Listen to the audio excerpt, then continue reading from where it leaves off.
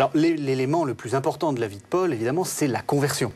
Il la raconte lui-même, les Actes des Apôtres la racontent. D'abord, est-ce qu'on a une idée de la date à peu près de cette conversion? Pour moi, non. Dans les années 40, sans plus. Dans les années 40. Alors, qu'est-ce qui se passe? Alors, vous dites qu'il la raconte. Moi, ce qui me frappe surtout, c'est qu'il la raconte peu.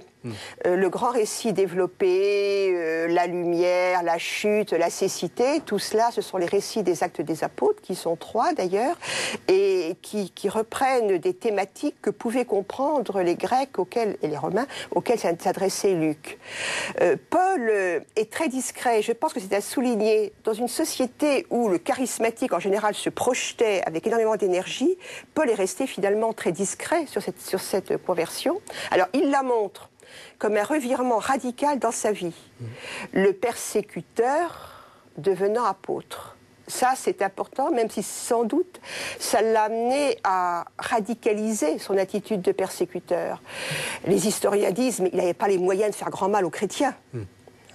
Oui, ce qu'on lit dans Luc, les lettres... Ce qu'on lit même dans Philippiens, oui. qu'il a mené, qu'il a démantelé les communautés chrétiennes, qu'il est entré dans les maisons, qu'il les a...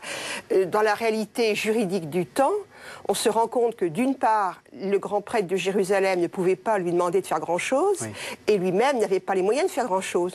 Ce qu'on voit plutôt maintenant, c'est qu'il est entré avec la violence qu'est la sienne, dans la controverse, il allait sans doute dans les groupes chrétiens, et réagissait avec une extrême violence.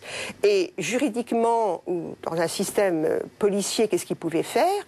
À l'époque, ça passe par la dénonciation. Dénoncer des gens comme des juifs dissidents, et donc comme des fauteurs de troubles. Oui, il ne faut pas oublier que l'Empire romain est quand même un empire fort.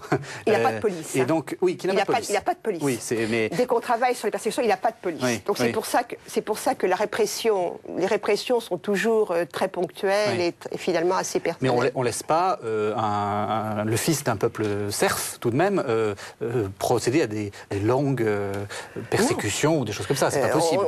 On ne laisse pas lyncher les gens dans les villages, rentrer dans une réunion de chrétiens. Non. Et d'autre part, ce qu'on avait dit un temps qu'il y avait derrière lui l'autorité du grand prêtre, on le voit bien maintenant non plus. Le grand prêtre avait des moyens d'action extrêmement... On n'en avait pas finalement en termes de police. Mais ce qui est intéressant, donc, c'est la façon dont Paul a certainement grossi son expérience de persécuteur pour montrer donc ce changement radical. Il aime les oppositions de radicalité. Oui. Alors qu'est-ce qu'il fait? C'est quoi le mouvement? Il part d'où et il va où? Parce que conversion, on imagine quelqu'un d'incroyant qui devient croyant. C'est pas du tout ça. Ce qui montre, c'est qu'il rejetait un mouvement, il rejetait quelqu'un, c'est-à-dire le Christ, et à un moment, donc, il l'accepte. Mais comme vous dites, il ne le montre pas. Le choc, la rupture brutale, c'est plutôt la lecture des Actes des Apôtres. Lui, il le montre aussi comme un accomplissement, comme un appel. Et il reprend dans Galates la vocation de Jérémie, quelqu'un qui est appelé depuis le sein de sa mère.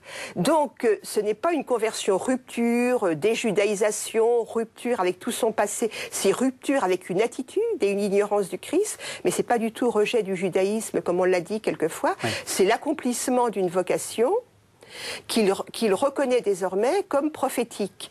Et ensuite, c'est en ces termes que lui décrit sa conversion. Et ensuite, tout au long de ses épîtres, la dimension prophétique, apôtre et prophète, il va l'affirmer sans cesse. Oui, parce que ça aussi, c'est quelque chose d'important. On lit Paul à la manière dont on comprend le christianisme. Souvent, on a dit, il se convertit du judaïsme au christianisme. C'est déjudaïsé. Pas du tout ça. Et rien ne va dans ce sens-là. On a dit, il a changé de nom. Non, il n'a pas changé de nom. Il a utilisé 2 noms, comme le faisaient tous les gens cosmopolites, je dirais, de l'époque, comme le font encore des juifs de la diaspora aujourd'hui. Il s'appelle Abraham en famille et Albert à l'extérieur. C'est exactement pareil. Il n'y a pas de rejet du judaïsme pour autant. Mais je pense que la radicalité du changement qu'il a voulu montrer, quelqu'un qui... non seulement méconnaissait le Christ, mais détruisait son message, et qui à un moment donc le reconnaît et s'engage cette fois-là complètement, totalement à lui.